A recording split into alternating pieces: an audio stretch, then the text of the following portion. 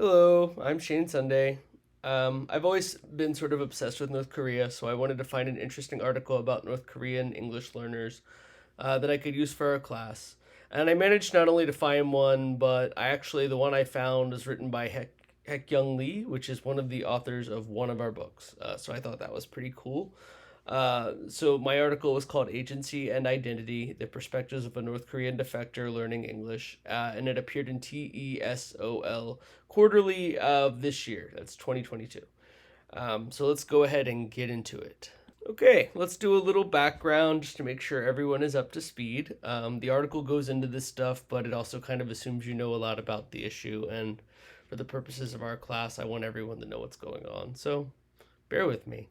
The picture on the right here is the capital city of Pyongyang, which is more or less a showcase city for Western visitors, where a small fraction of the North Korean ruling class lives. And by showcase city, I mean it is truly one of the only places in the country that gives the illusion that the rest of the country is up to speed with the modern world. It's the only place where electricity is basically a universal thing for citizens, where technology, buildings, and transportation are up to speed. The only place where really food is a common thing. It's really pretty sad, honestly, outside of Pyongyang. Most of the people in North Korea don't have access to cars or reliable transportation or anything like that. Pyongyang has a subway, so it's all about illusions. Other places in North Korea are very difficult, if not impossible, to film and visit uh, because the Kim dynasty does not want to see the rest of the world to see the very poor quality of life and human rights abuses that are taking place in the rest of the country.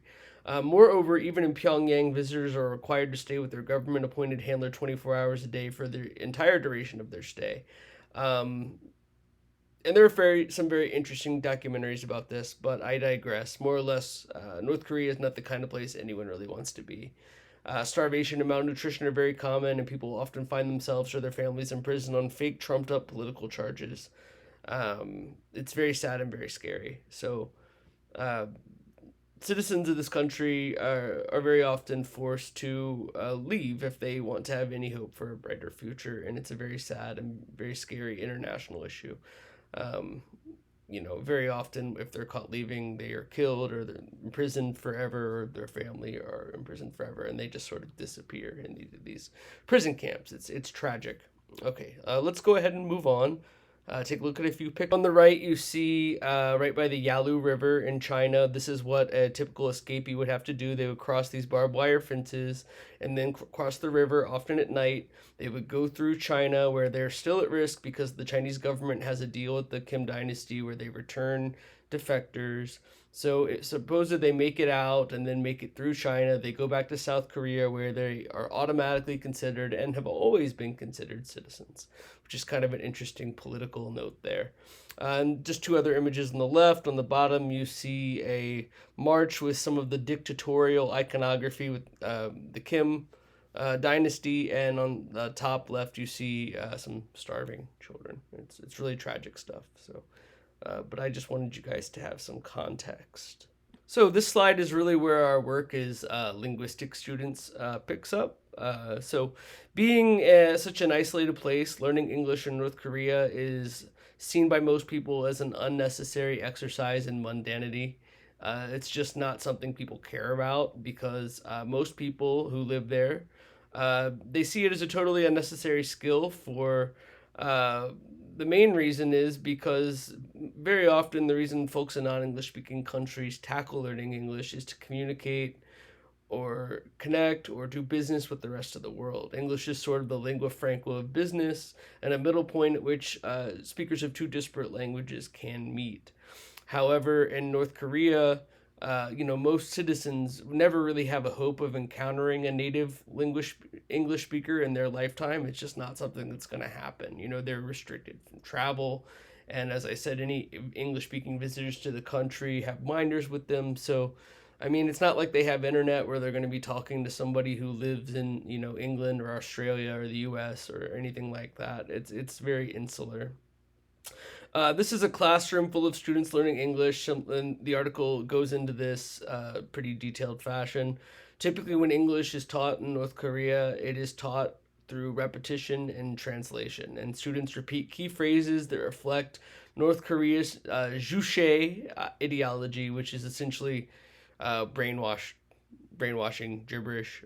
It might not be proper to say that, but serious researchers, philosophers, and economists from South Korea and other places have studied it, and they'll tell you the same thing in so many words.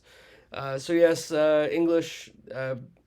It's not a fun experience learning it in North Korea, and motivationally speaking, it feels very unnecessary because, as I said, they're not going to encounter any English speakers in their day to day lives, or maybe ever at all in their lives, and certainly don't need it for business. So, a lot of speakers, and it's reflected in the interview of the test subject in our article.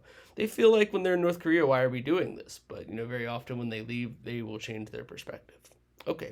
So I just kind of wanted to go into a little bit of the difficulties that defectors face when they reach the beautiful and modern country of South Korea. Here's a couple pictures of Seoul.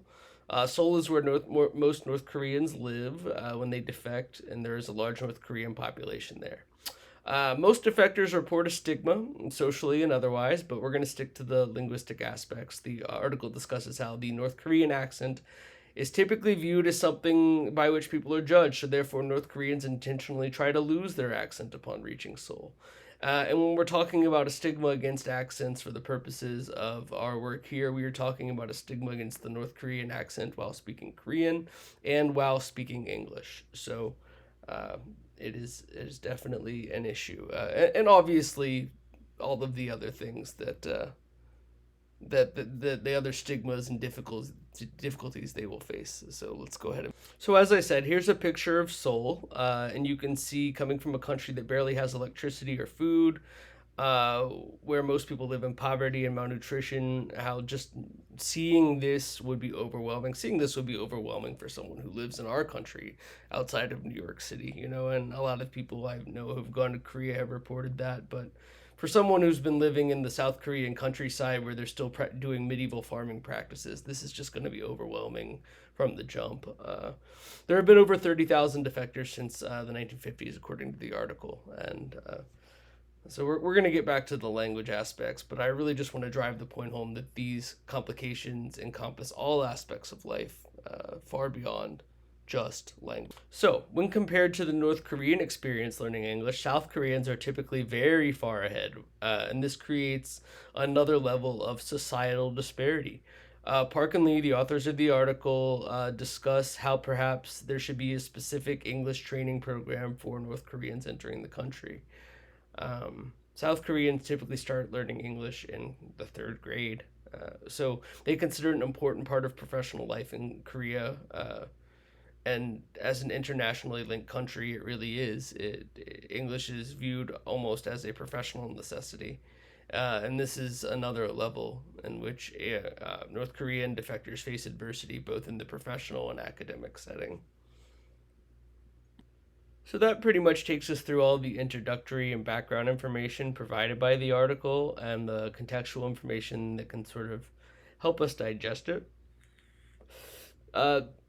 This study subject, which is an interview, was the meat of the article. It features multiple interviews and the information gleaned from it with a young person named Min, who was born in 1990.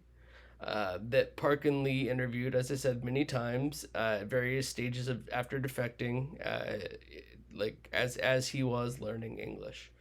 Min was born in 1990. He left his family behind in Korea and is very sad about it. He feels very conflicted, but he had to leave in order to have a fair chance to succeed in life. But that doesn't mean that he doesn't still have complex feelings about the matter, which he describes in detail in the article. Min reports that when he was in North Korea, he was not interested in learning English at all for the reasons I described earlier. The instruction was dry and regimented, and there was no practical application. As I said, there was slim to no chance he would ever encounter a native English speaker in North Korea in his entire life.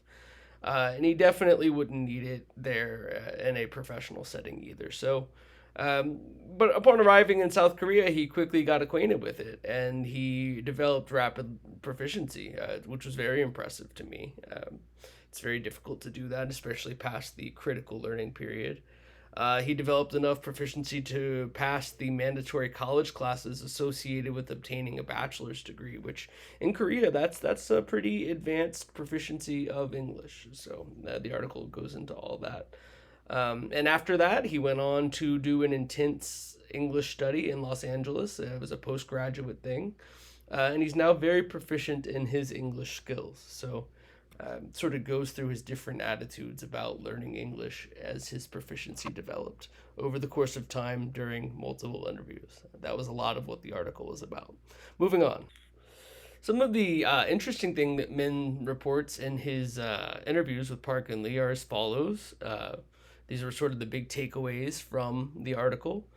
He discusses that there is a stigma against the North Korean accent when speaking both English and Korean in South Korea, and even in the U.S., just telling people that he's from North Korea. He describes people would often think he was joking, or they would be scared of him, that kind of thing. They really did not know what to make of it when he said he was from North Korea. But in spite of this, he is intentionally trying to maintain his accent as a sense of cultural pride.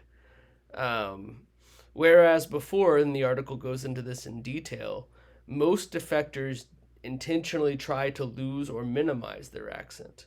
And we're hoping, as linguists, I am too, that this is a sort of paradigm shift, because no one should be ashamed of where they're from.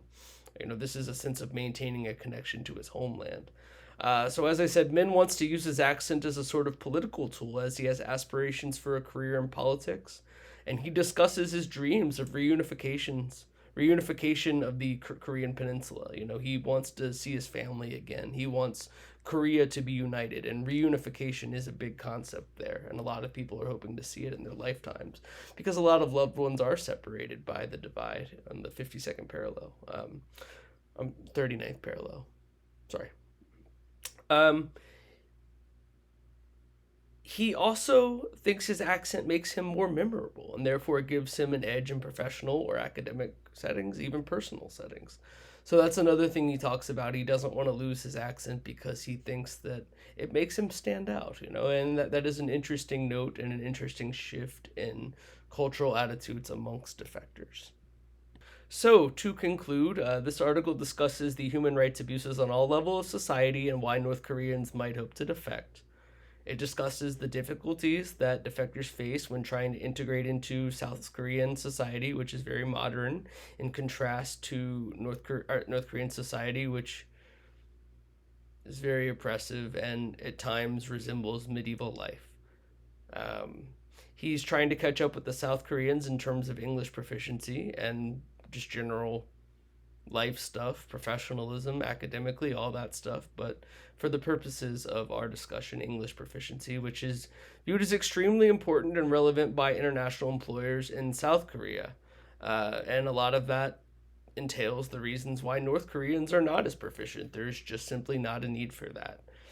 It charts Min's evolving attitude towards learning English as he becomes more and more proficient, taking these different courses and eventually spending time in the United States, which is mostly an English-speaking country.